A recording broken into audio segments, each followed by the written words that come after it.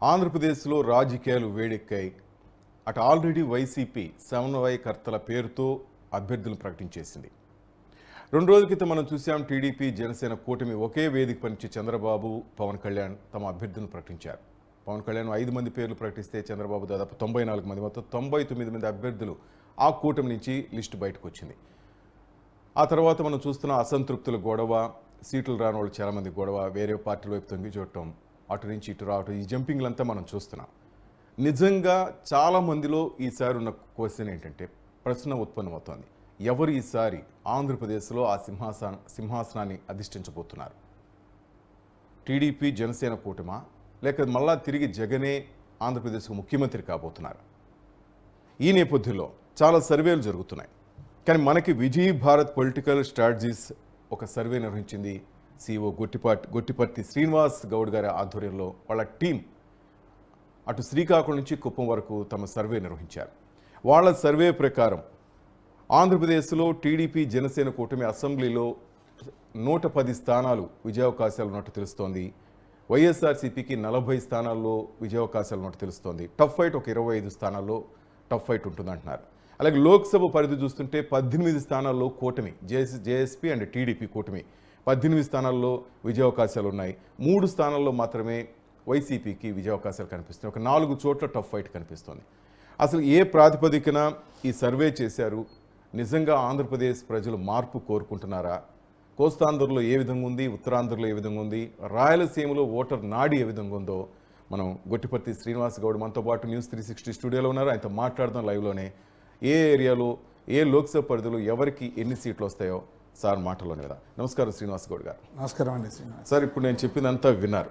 మొత్తం మీద 25 లోక్సభ స్థానాల పరిధిలో ఆ విధంగా వెళ్తే ఏ విధంగా మీరు సర్వే చేశారు సార్? ఎంతమంది టీం ఇటు కోస్తాంధ్ర నుంచి అటు ఉత్తరాంధ్ర నుంచి రాయలసీమ వరకు వెళ్ళారు?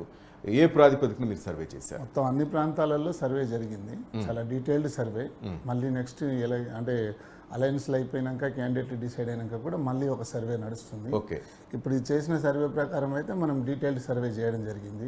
ఈ డీటెయిల్డ్ సర్వేలో కూడా అన్ని ప్రాంతాలను కవర్ చేస్తూ ఎక్కువ మంది ఎంప్లాయీస్ని డిప్లాయ్ చేసి మనం సర్వే చేయడం జరిగింది. ఆల్మోస్ట్ శ్రీకాకుళం నుంచి మొదలు పెడితే కుప్పం వరకు కూడా ప్రతి చోట నెంబర్ ఆఫ్ శాంపిల్స్ని ఎక్కువగా తీసుకోవడము, కొన్ని రిమోట్ ఏరియాస్లో మనం అంటే వెళ్ళలేని ప్లేసెస్లో మాత్రం IVRS ద్వారా తీసుకున్నాం. రైట్.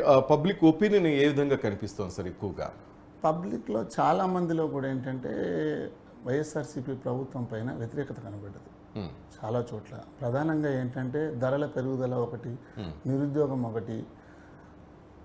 అంటే స్థానికంగా కూడా వైఎస్ఆర్సీపీకి చెందినటువంటి ఎమ్మెల్యేలు కూడా ప్రజలకు అందుబాటులో లేకపోవడం కూడా ప్రధానంగా ఈ ఎన్నికల్లో ప్రభావం చూపే అవకాశాలు ఉన్నాయి.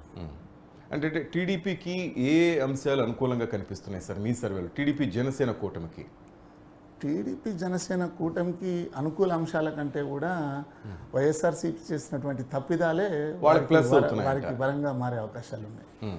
అంటే ఇది మిద్దంగా టీడీపీ ఎలాంటి ప్రోగ్రామ్స్ చేసినా చేయకపోయినా, జనసేన పార్టీ కూడా వాటిని ఎంతో కొంత తక్కువ ప్రోగ్రామ్స్ చేసినా కూడా ప్రజల్లో స్వచ్ఛందంగా వ్యతిరేకత వచ్చింది ప్రభుత్వం మీద.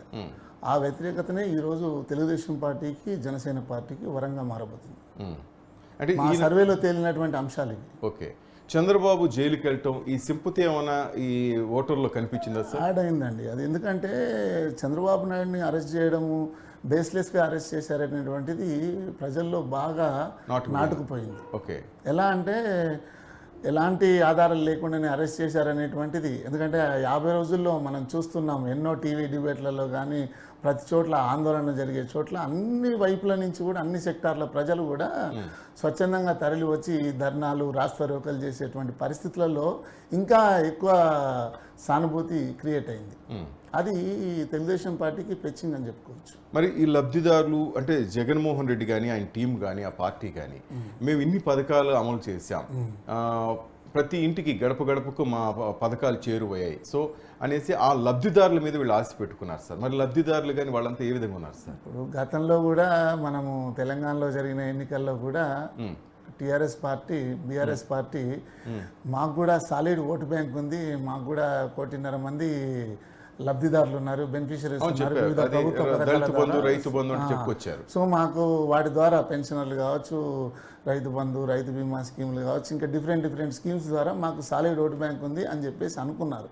కానీ ఏంటంటే గతంలో కూడా చంద్రబాబు నాయుడు గారు పవర్లో ఉన్నప్పుడు కూడా మనకు ఎలక్షన్లకు ముందు కూడా పసుపు కుంకుమ అనేది ఒక కానీ ఆ రోజు రిజల్ట్ చూస్తే మీకు తెలిసిపోతుంది. అంటే పథకాలు అనేటివి ప్రజలకు అవి రెగ్యులర్గా అందేటువంటి స్కీమ్, అది ఏ పార్టీ ఉన్నా చేసేస్తుంది. కానీ దానిపైన ఎలక్షన్ల టైంలో అది ప్రభావం అతి ఎక్కువగా చూపించేటువంటిది ఏముండదు. ప్రభుత్వ వ్యతిరేకత ఉంటే మాత్రం అది డెఫినెట్లీ రిఫ్లెక్ట్ అవుతుంది ఎలక్షన్లో. రైట్ సార్, మనం ఒకసారి 25 లోక్సభ పరిధిలోని అసెంబ్లీ స్థానాలు, అలాగే లోక్సభలో ఎవరు గెలవబోతున్నారు, ఏ పార్టీకి మెజార్టీ లభించబోతుంది ఒకసారి చూద్దాం సార్. మీ సర్వే ప్రకారం ఆంధ్రప్రదేశ్ 25 లోక్సభ స్థానాల పరిధిలో ముందుగా అటు నుంచి చూద్దాం సార్. శ్రీకాకుళంలో ఏ విధంగా ఉంది మీరు ఒకసారి చెప్తే సార్. ప్లేట్ కూడా మా శ్రీకాకుళంలో ఏంటంటే దాదాపుగా 5 స్థానాలలో తెలుగుదేశం పార్టీ గెలిచే అవకాశం ఉంది. తెలుగుదేశం కూటమి గెలిచే అవకాశం ఉంది. ఒక్క స్థానంలో మాత్రమే వైఎస్ఆర్సీపీకి అవకాశం ఉంది. మీరు ఇస్తున్న సరిపో ఇచ్చాపురం తెలుగుదేశం పార్టీ, టెక్కలి తెలుగుదేశం పార్టీ, పలాస వైఎస్ఆర్సీపీకి అవకాశం, శ్రీకాకుళం టీడీపీ, ఆమోదాల వలస టీడీపీ, పాతపట్నం టీడీపీ, నరసన్నపేటలో మాత్రం టఫ్ ఫైట్ అని ఇచ్చారు. అక్కడ ధర్మాన కృష్ణదాస్ గారు పోటీ చేస్తున్నారు, ఆయనకి అవకాశం ఉండే అవకాశం ఉంటుంది. అంటే టఫ్ ఫైట్ నడుస్తుంది కాబట్టి ఇంకా ఎలక్షన్ క్యాండిడేట్లు డిసైడ్ అయిన తర్వాత దాన్ని బట్టి మళ్ళీ ఫలితాలు మారే అవకాశాలు కూడా ఉంటాయి. శ్రీకాకుళం లోక్సభకి ఎవరు సార్, అక్కడ ఎట్లా ఉంది సార్ రిజల్ట్? ఈ అసెంబ్లీ చూసుకుంటాం, లోక్సభ చూస్తే సార్ లోక్సభలో తెలుగుదేశం పార్టీకే అవకాశాలు ఉంటాయి. ఎందుకంటే ఎర్రనాయుడు గారి మీద ఫ్యామిలీ మీద ఎఫెక్ట్ ఉంది. ప్లస్ రామ్మోహన్ నాయుడు కూడా చాలా అగ్రెసివ్గా వర్క్ చేస్తాడు అనేటువంటి పేరు కూడా ఉంది. మంచి వక్త, పార్లమెంట్లో ఆయన స్పీచ్ను కూడా అందరూ కూడా ప్రజల్లో దూసుకెళ్తున్నాడు. అచ్చెన్నాయుడు గారు కూడా అదే స్థాయిలో వర్క్ చేస్తున్నారు. కాబట్టి అక్కడ మనకు ఇచ్చాపురంలో బెందాలం అశోక్, అవును ఫస్ట్ మన పేరు అదే శ్రీకాకుళం బెందాలం అశోక్ అని చంద్రబాబు లిస్ట్ లోనే ఆయనదే ఉంటుంది, బెందాలం అశోక్ ఉంటుంది. శ్రీకాకుళంలో కూడా ఏంటంటే అంటే మంత్రి ఉన్నారు కాబట్టి ఆయన కూడా కొంచెం ఆయన మీద కూడా వ్యతిరేకత ఉంది. ఆమదాల వలస కూన రవికుమారు ఆమదాల వలసలో ఈయన స్పీకర్ మీద పోటీ చేయబోతున్నారు, తమ్మినేని సీతారాం మీద బాగా వ్యతిరేకత ఉంది అక్కడ. రవికుమార్కి అనుకూలంగా ఉంది సార్. అంటే రవికుమార్ని చాలా ఇబ్బంది పెట్టారు, మనం చూస్తా ఉన్నాం.